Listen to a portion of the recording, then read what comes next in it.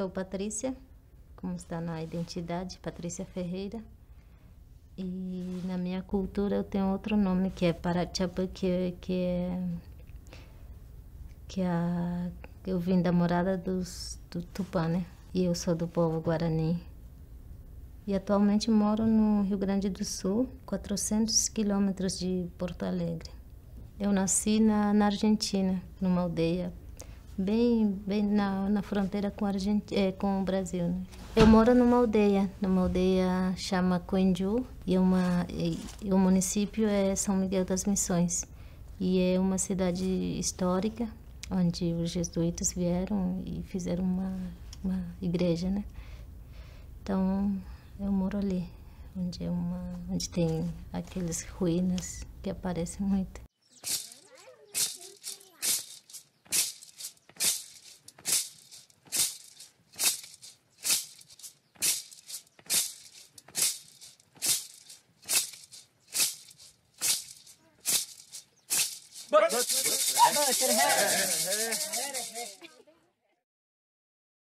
Eu lembro uma vez com a avó, né, o mais velho, a gente sentava numa fogueira assim, era quase umas 8 da noite, 7 e poucos.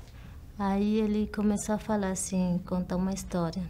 Aí ele perguntou se a gente queria uma curtinha ou se a gente queria uma versão longa. Que a curtinha seria tipo pulando algumas partes, né? Aí a gente disse, a gente tem que dormir mais cedo, então a gente vamos optar por curta, mais curtinha.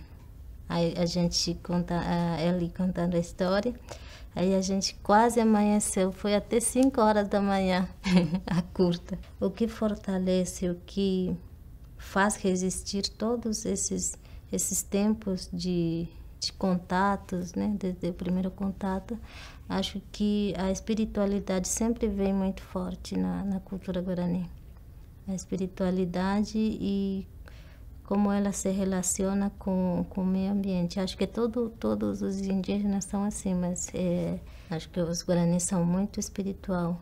Porque o povo guarani sempre teve presente, por exemplo, a catequização dos guarani né, dos jesuítas, a gente convive tudo isso. Mesmo na época dos jesuítas, eu ouço uma história de que tinha uma resistência assim, da espiritualidade. Acho que, por exemplo, em cada aldeia a gente sempre tem uma casa de reza, que Opã, que a gente chama, que é a nossa base, nosso fortalecimento, é tudo ali, a gente aprende tudo ali, a gente aprende a fazer medicina, a gente aprende a fazer, ensinar as crianças, tudo assim. Né? Se você numa aldeia não tiver esse tipo essa casa, essa Opã, a gente meio que fica frágil assim, com as coisas que vai chegando nas aldeias. E acho que a característica do meu povo é isso, a espiritualidade muito forte em todas as aldeias. Nas missões tem uma só aldeia, em São Miguel das Missões. E parece que tem 2 grupos, né? Aqueles que fugiram realmente da catequização dos jesuítas e tem aqueles que conviveram realmente com os jesuítas. Por exemplo, eu sinto isso nas pessoas mais velhas. Tem pessoas mais velhas que realmente relembram que os avós contaram sobre os jesuítas, como eram tratados, como eram a convivência com eles, e tem pessoas mais velhas que nem sabem, né, da história. Os mais velhos é o mais importante da aldeia. Sempre foi e acho que sempre vai ser, porque são eles que repassam os conhecimentos para nós mais jovens, e a gente, nós temos esse papel de repassar de novo. Então acho que enquanto a gente for mais velhos também a gente vai chegar nesse ponto de que a gente vai ficar velho e as crianças vai ficar ao redor do fogo e a gente vai contar. Acho que então sempre teve essa preocupação, esse cuidado com os mais velhos, e sempre teve e tem hoje em dia que o conselho como tem que se tratar os mais velhos na aldeia. Às vezes eu me surpreendo com as pessoas da cidade, né? Porque quando a pessoa fica mais velha, a pessoa mais idosa, levam para outra casa, para onde eles, sei lá, para eles ficarem. Não fica com, parece que não fica com suas famílias ali. Mas a gente não, a gente tem, quanto mais ficar velhos, a gente tem que cuidar mais, assim, é como voltar a ser criança. Desde o começo do contato, nós sempre tivemos essa resistência de, por mais que a gente pegue algumas coisas dos não índios, a gente tem que saber que usar, né? Que tipo das coisas que a gente tem que levar para nossa aldeia ou para nossa casa.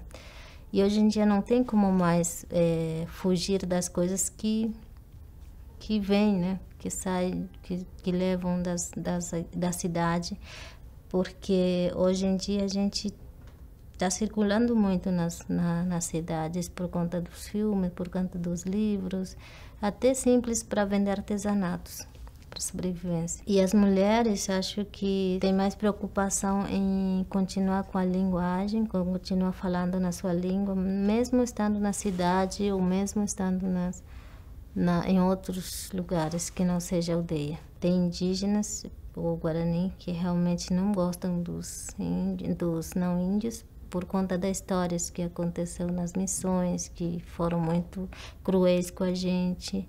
Mas eu falo assim, quando eu encontro com essas pessoas, que aconteceu, e eu entendo também a raiva que eles sentem dos não índios, mas eu acho que a gente tem que tentar entender que são pessoas que vieram de outro lugar sem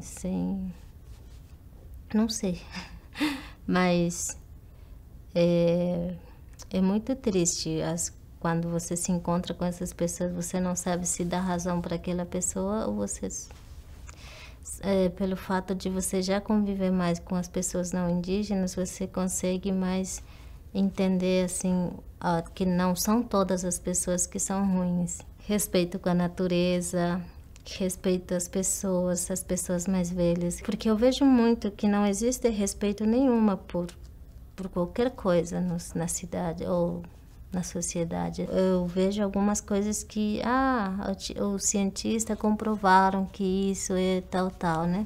Todas as coisas, aquelas que estão sendo comprovadas hoje, a gente já sabe. São várias, mas, por exemplo, açúcar, né? Açúcar faz mal.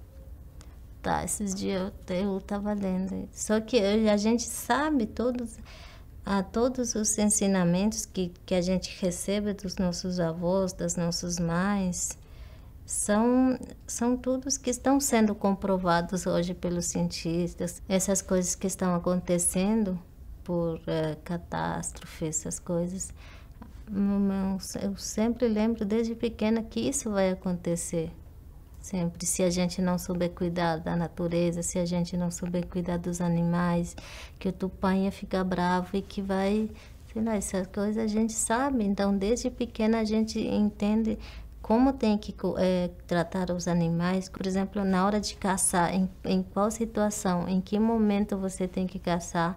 Então, acho que tudo isso a gente aprende. Tem aldeias que bem no meio de Porto Alegre. E tem outras que são mais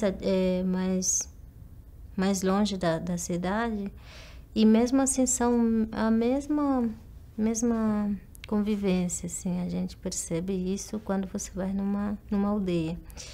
Tem a língua, tem a cultura, tem aquela casa que eu falei que é o Pã. Não tem realmente como fugir das coisas, dos contatos, assim, ou das coisas que são,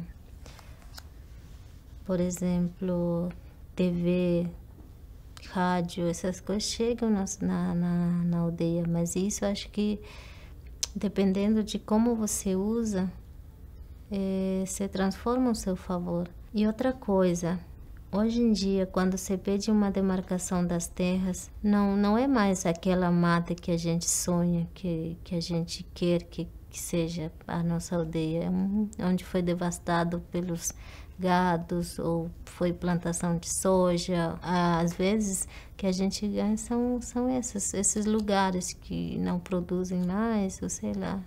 Por exemplo, a minha aldeia hoje é 236 hectares e temos 36 famílias. Tinha gados ali. Aí a gente teve que reflorestar um pouco. Às vezes não tem opção de você fugir, não tem mais opção de você ir para mais mata, ou quando você quer entrar mais, já tem um lugar, propriedade privada. A luta do povo Guarani é uma sem fronteiras, assim, que a gente quer muito. É a nossa luta de caminhada, assim, porque a nossa caminhada é sagrada e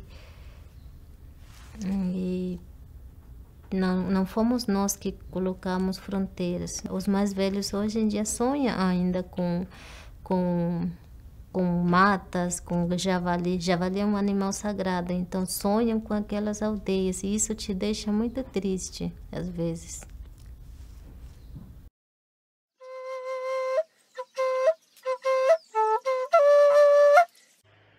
Você gostou desse vídeo? Gostou de verdade dele? Então, deixa aí seu like, se inscreva em nosso vídeo, compartilhe, faça seu comentário, diga aos seus amigos o que você achou, não é? E vamos difundir ainda mais essas ideias para que mais pessoas possam ter acesso a um conhecimento novo, diferente, né? E que permita a gente se tornar cada vez mais humanos. Um abraço, até a próxima.